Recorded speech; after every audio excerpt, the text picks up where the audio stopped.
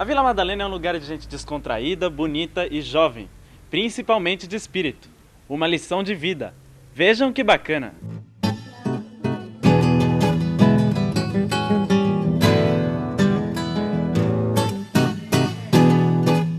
Dona Regina adora o pensionato Lareira, uma casa que tem muito a ver com a vida dela.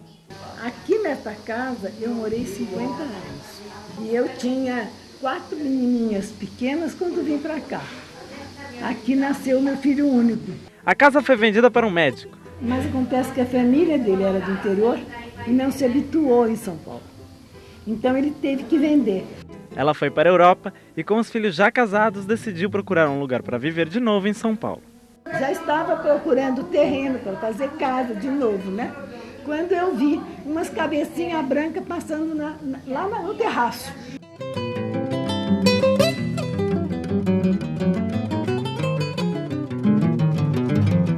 O tempo passou e não é só a Dona Regina que desfruta deste lar tão aconchegante. Outras 14 amigas descobriram na Casa Lareira um dos segredos da vida.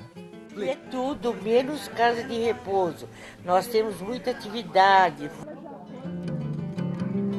Eu perdi meu marido, fiquei deprimida, estou em tratamento. Escolhi aqui, não me arrependi, estou bem contente. Saber envelhecer é tudo na vida. A Casa Lareira é administrada por Sandra, ou Sandrinha como é carinhosamente conhecida por aqui.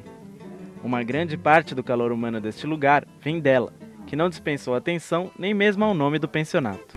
Lareira foi escolhido porque é o local da casa onde a família se reúne e existe aquele calor humano que aquece as pessoas.